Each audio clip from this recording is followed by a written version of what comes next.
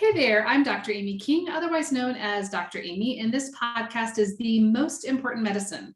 If you don't know me, I'm a licensed psychologist, trainer, and consultant, and on this podcast, we're here to discuss how talking about trauma and providing a space for healthcare professionals and their patients to share their experiences is how we transform medicine. I work with physicians and healthcare organizations on the daily, and every time I begin these conversations and even hint at the discussion about trauma, I'm met with two things. Either intense, compassionate curiosity or a whole lot of skepticism. And that's what we're here for, to make understanding and discussing trauma accessible, and even more important, how to respond to trauma so that you feel competent as a provider. Every time you join me, I want you to hear practical information and leave with tangible tools that you can use with patients today. So today we are talking to my special guest, Dr. Eric Weiser. Dr. Weiser is a family physician. His clinical interests are maternal care, women's health, and rural healthcare education, and general primary care. As the child of two public school teachers, Dr. Weiser values education and believes patients should know as much about their health as the provider does. He tries to eliminate barriers so that patients may encounter while navigating complex medical environments. And he always brings a family approach to primary care and enjoys the comprehensiveness of family medicine, everything from birth to end of life. Welcome, Dr. Weiser. Thank you. So that's your formal introduction. Tell me a little bit more about yourself, what you do, and the medicine you practice. Sure. So I am from the East Coast. So I'm from Pennsylvania originally, and I did most of my formal training back there. So med school at Temple, residency in Erie. And my wife's also a family physician, and the two of us relocated to Oregon about 16 years now. And our first practice was down in Staten at Sandy Hospital. We found this great opportunity to start a clinic while being fully employed, and we're rural doctors. So we did everything from outpatient care to inpatient medicine, OB, neonatal care, C-sections, ER coverage, so all that stuff. So we did that for 6 years, and then moved up here to Portland at OHSU, and I've been here ever since, so about 10 years now. My current job is a lot different than my old one. So I'm still clinical about 20% of the time, 20-30% of the time I do clinical medicine and see patients in an outpatient setting. And I also happen to be an assisted living medical director. And then the rest is spent with education. So some with medical students in the department. And then my big role is I'm the interim director of the Oregon AHEC. So we have a statewide network that's really designed to really help have a workforce that's just as diverse as the communities that it comes from. And also, I think the big mission of AHEC is to even out the distribution of healthcare workers. We really want to get healthcare professionals where they're needed the most. And there's some places in rural Oregon that's really tough to get people at. Yeah. Okay. I want to go back for just a second because I don't think most people know this, or many people know this who might be listening, which is, let's go back to this time in Staten you were talking about. Yeah. You and your wife have this family medicine practice in a small town. For those of you that aren't familiar, Staten is about, how big would you say, Eric? Yeah, Staten was a town about somewhere between 6,000 and 7,000, and then that's where we lived, and that's where the hospital was. And then our clinic opened in Sablooney, which is about a mile away. It's the other side of the highway. Mm-hmm. They had a doctor. I don't think they had a doctor since World War II, maybe. It's a town of 3,000. So it's Sandy has a network of small clinics in small towns. It's really cool. So clinic like somewhere between 2 and 4 providers. So not like a clinic that most people go to, but they're located in a string of small towns that kind of go up the North Sandy Canyon. It's pretty neat. Yeah, I mean, I'm from a small town in Iowa originally, so I think small town physicians are the heartbeat of America. And I don't know, I want to emphasize what you said a minute ago. You were doing obstetrics, ER, family practice, which means peds, and everything from brand new babies through geriatrics, right? Yep, everything. Yeah, and we even, right behind us was one of the largest retirement centers or places. And so we did like geriatric care and so everything. So we could go from like delivering babies to go to a nursing home. Yeah. So what do you think, how would you differentiate rural medicine a bit more from, somebody who's practicing family medicine, which is what you were practicing, but in more of an urban area? I think, and I think it depends on where you practice in the urban area. There's some places I think get really close to rural medicine, and I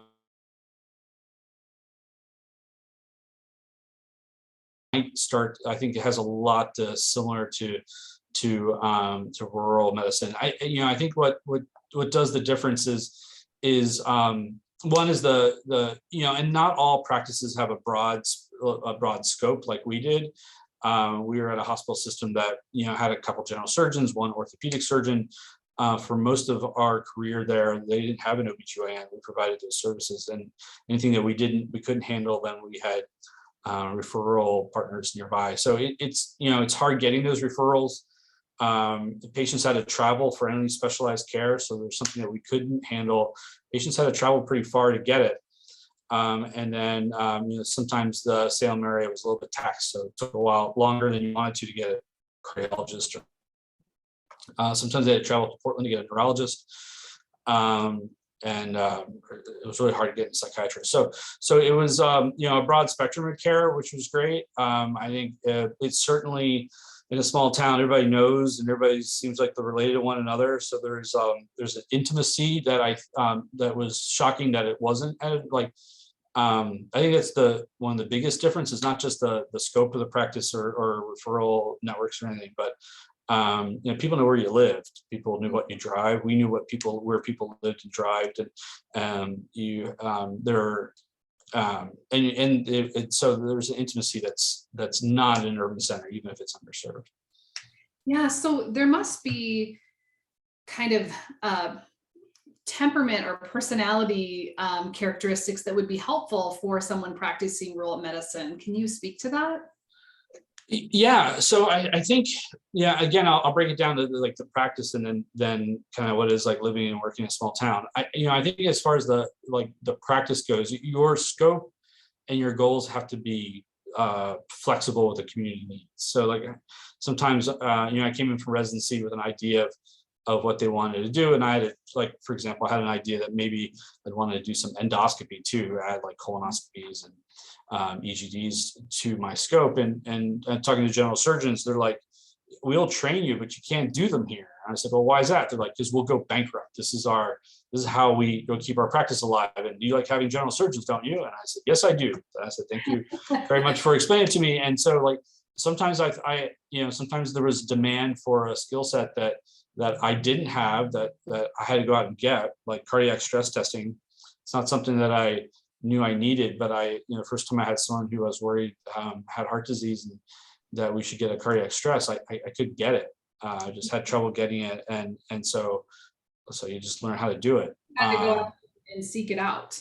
Yeah, and the converse is true. Sometimes you have that skill set that you think you need or you really are passionate about, and your community doesn't need it as much, and so you give it up. So you're flexible to what your community needs, I think, is the first part, a really important part professionally. And then the personal part is, I think I teach an academic health system now, and we talk about professionalism and keeping your patients, your friends, and not having those things mix. But in a small town, your friends were your patients, your patients were your friends, and so you couldn't go to the grocery store without running into patients. You couldn't go for a walk without running into patients, and likewise, they couldn't go for a walk and not running into their doctor.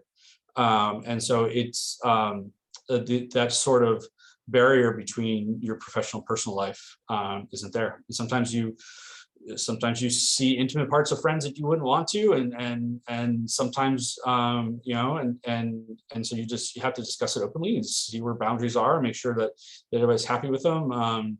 Meanwhile, there was when patients come to your door, a lot about them before you open a chart or ask them questions, kind of where they live, where they're from, what their families are, what their family histories are. You kind of know all about the risk factors before they.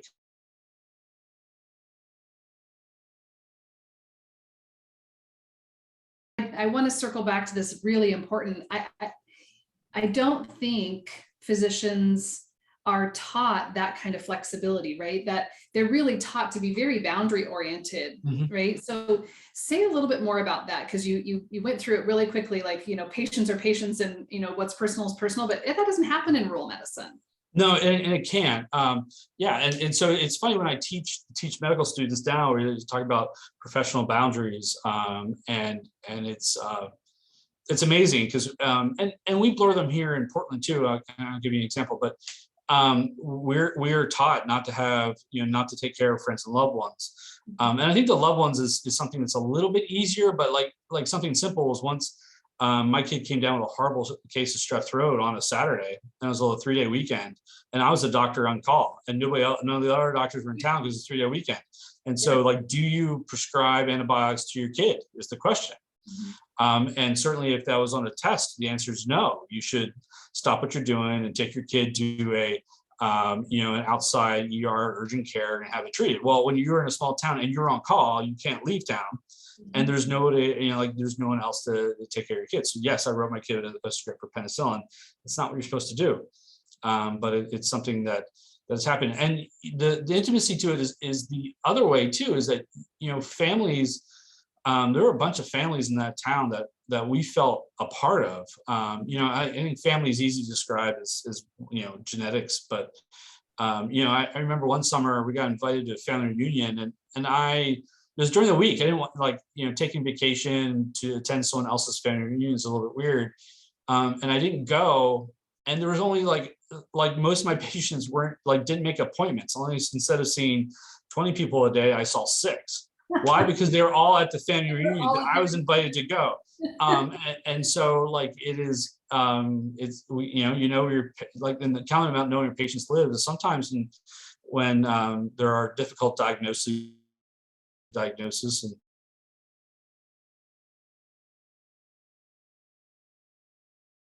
and houses.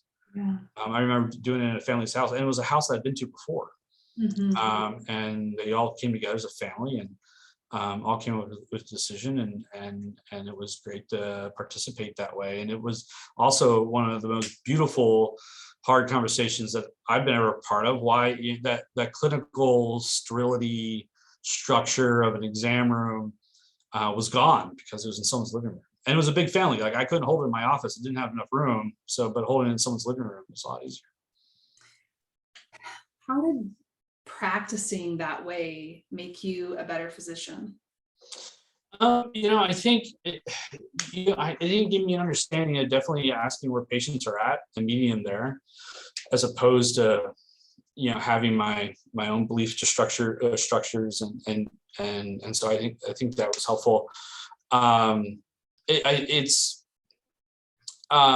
had conversations with colleagues too. Like I from that, I like living in the community that I'm taking care of. I like doing that. So even now with my clinic in Southwest Portland, I live within walking distance of the clinic, and run into my neighbors who also go to the same office and things. So I enjoy that. But like I said, there's an intimacy there that I've had colleagues who really don't like that. They really want their personal lives separate from their professional lives, and so I don't think that that integration is for everybody. Yeah. I want to just underscore something you just said for our listeners, which is your commitment was asking where patients are and meeting them there. And I think often that gets overlooked, right? When there's a lot to get through in a visit, or, a lot to get through in an exam, we don't meet people where they are. And I think right now the structures of primary care are like against that. You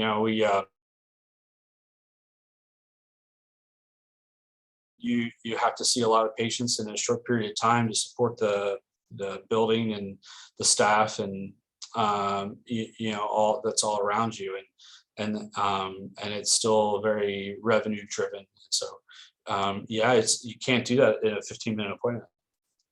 Sure. You mentioned that psychiatry was hard to come by, obviously in rural parts of any area, which kind of leads me into this discussion around, trauma presenting in medicine. I imagine because of some of the relationship you had with your patients and you got to know them and you're part of the community, did that make it easier or harder for them to talk to you about their own adversity or stress or trauma they may have gone through or were currently going through? The answer is both. They're, um, you, especially when like if some of the traumas are newsworthy, if they're car accidents or when you get those teens that die or even other things like the big matriarch or patriarch of family dying, or like everybody knew in town. Like so some of those traumas were shared experiences, and when they came to the exam room and they were having those difficulties, in a big city, if someone's if a head of a major family died, like you wouldn't know, even reading, no one reads obituaries anymore anyway, but like you wouldn't know that was happening. And since it had that shared living experience, like if there was a major car accident on the highway, everybody knew. Yeah. And so that was easy. What made it hard sometimes is that, some people disclose to their doctor what they wouldn't disclose to their friend. And so sometimes patients struggle to get over that barrier. How did you encourage or support those conversations when, so that your patients felt comfortable? I think there's giving somebody space too. I'm from the East Coast, around Philly, and I tend to talk fast, and I've had to slow down. I've had to give pause and give space, and it's okay to sit in a room and say nothing but pass the box of tissues.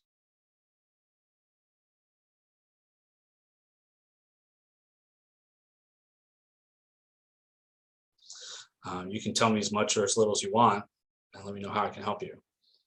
I can't even tell you how often I hear physicians say that, almost surprised, right? Like, I didn't realize that sometimes just saying nothing was the best thing I could do. Yeah, but Yeah. I hear you. It's say, slow down, pause, give space, pass the tissue, and then say nothing. How does that honor your patient? When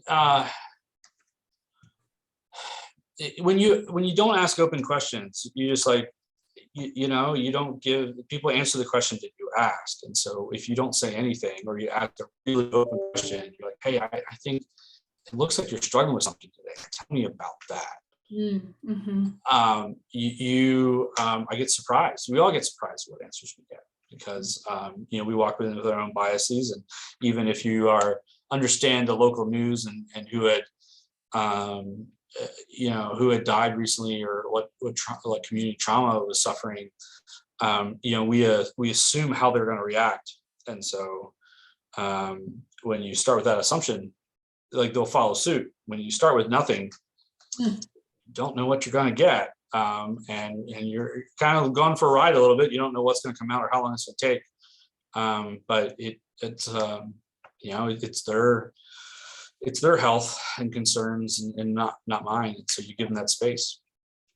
Okay, I love that, right? Because I, as a psychologist, am totally happy sitting in that gray area, right?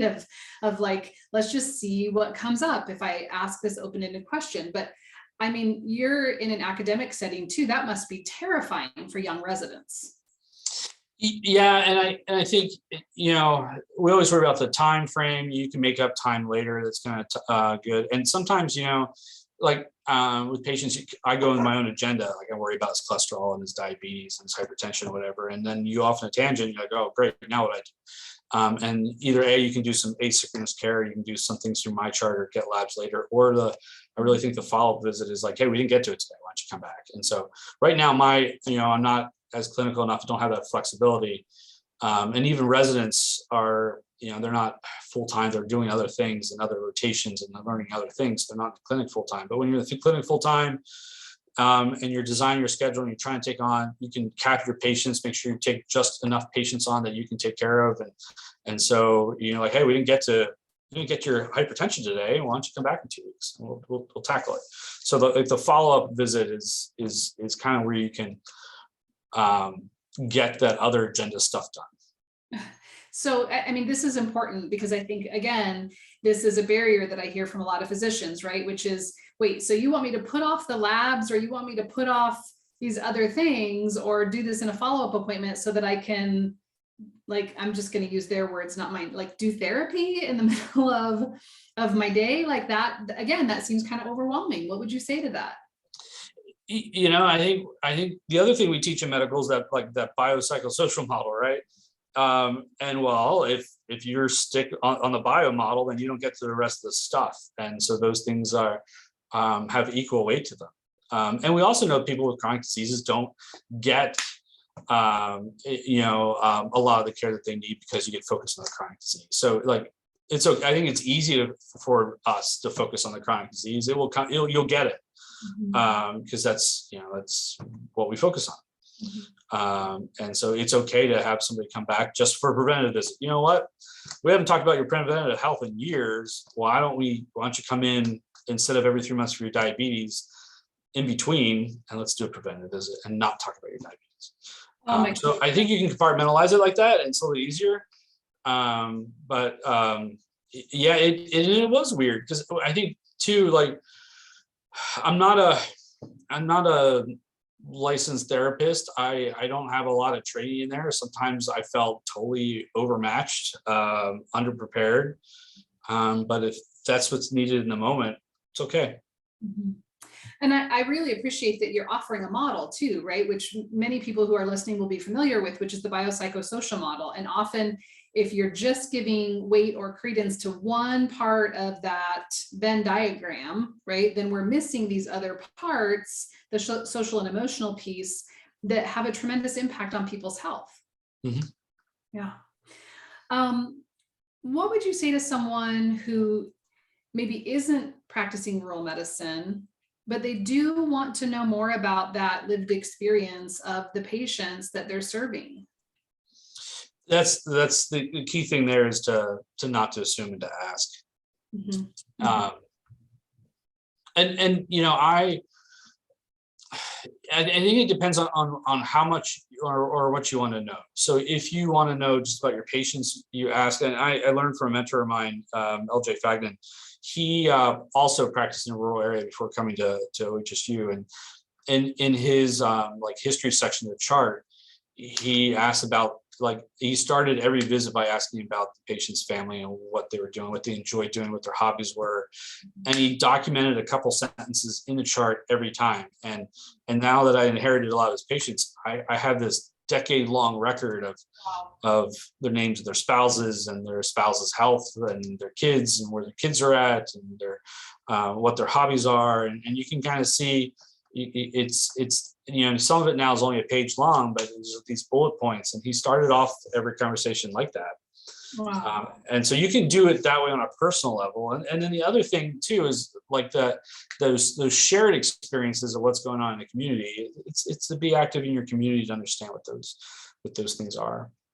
And what you used the example before, like some things are well known, right? Because it's in the news or it's in a community. Other things you might not know about, right? There's hurt and harm that happens in communities that if you don't live in that community, you may not be aware of, Mhm. right? So you have to ask. Yep. Yeah. Yeah.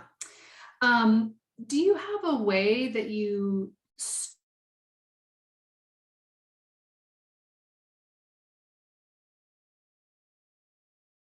I think it's kind of like that introduction that we did at the beginning. Just ask people, and I really do benefit from being people's primary care for a long time. So even here, that I don't have I'm not a full-time practitioner like I was before. I still often I have patients that I've had for 10 years. And so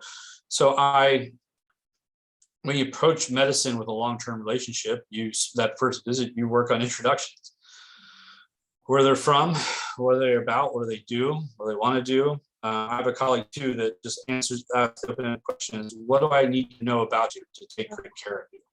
wow, okay, say that again. What do I need To know about you to take great care of you. to know about you to take great care of you? I love that. I might steal that. um, What do I need to know about you to take great care of you? I mean, that's really a welcoming Yep. question, right? And it's open, like again, sit back, prepare for what comes at you. You don't know what's going to come out of that. Sometimes it's, oh, I think we got it all, or sometimes you learn a little bit extra. Well, and it really honors that the patient knows him or herself, Mhm. right? Like you're saying, what do I need to know about you to take good care of you versus let me tell you what you need Yep. so that I can take good care of you.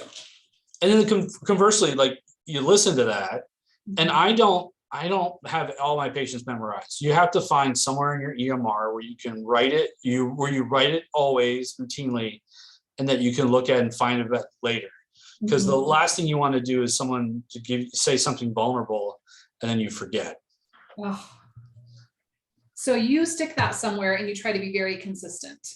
Mm-hmm. Yeah, I think that's important too, right? Because I think one of the fear of providers is that they're going to open this can of worms and then they're not going to know what to do with it. And I hear your point of reassurance, which is it's okay to just listen.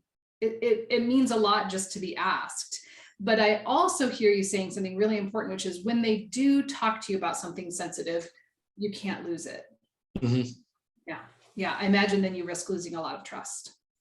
Yeah, and then you have to kind of reinvent that. Like if you have to ask again, then like that was hard enough to get out the first time for everybody, and then asking again. Most patients understand that we don't have everything memorized, but then you start over again every time, and so you knowing that ahead of time and building on that as in 20-minute segments is really important. Mhm. Yeah. So then you don't have to start over every time, but also it says to the patient, I honor you. I heard you. I'm circling back to this. I mean, I think that's why pediatricians, family practice docs have like the best job because you really get to see these people over the course of their entire life and you are building. And I think what I've learned too over the years is that the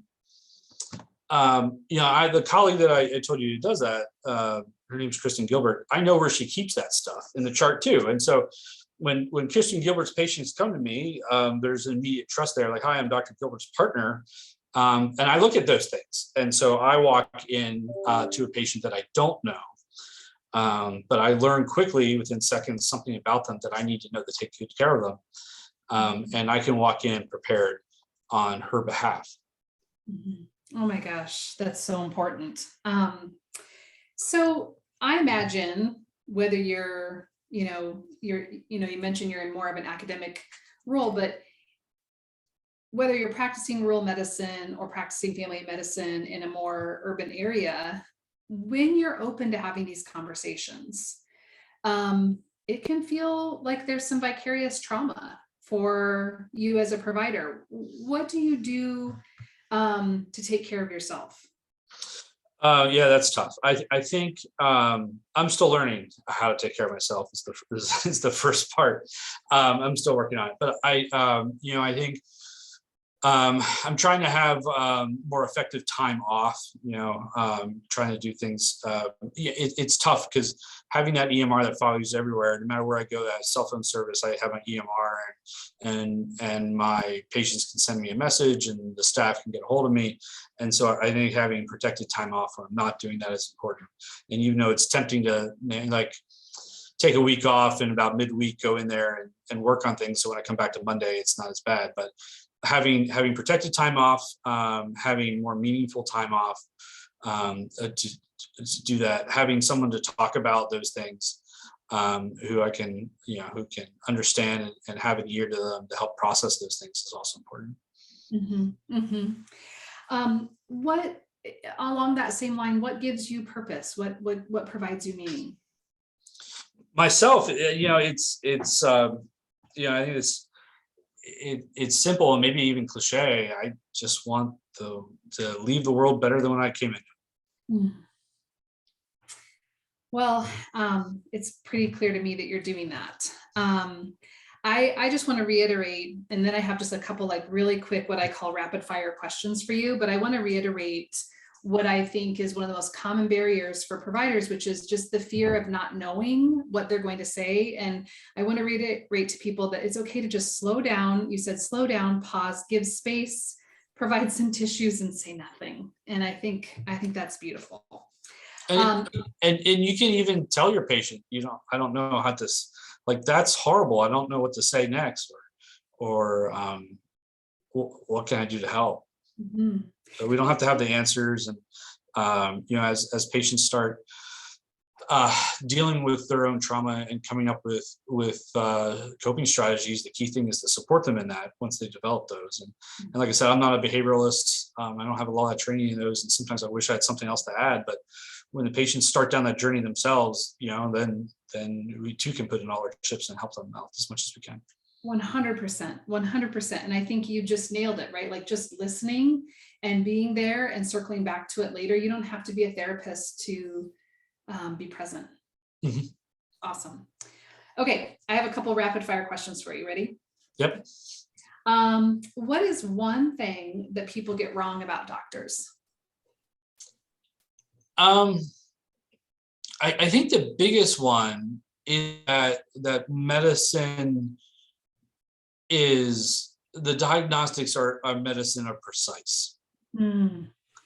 And like, I went to the doctor and I got a test, and that test is perfect, for example, and infallible. It always gives you a positive when there's a positive, and there's never a false negative. That those testing's perfect, and that the diagnostics are pretty precise. I think is the biggest thing. You're like, what do you mean you haven't found out what's wrong with me? I think most of the medicine I work on is in the gray zone between, like, we don't have a precise diagnosis or precise treatment plan. Mm-hmm. Okay. So if you could go back and talk to young resident Weiser, what would you tell him? Oh, that's a good question. I think probably would be to develop more of those patients. I think that would be probably the biggest one, is probably to slow down, have more patience. Have more patience with yourself. Yeah, absolutely. Okay, all of us. Often patients get intimidated when they think about their physicians, right? They think they're perfect. Can you share just one thing that makes you a messy human being? Oh, there's just so many.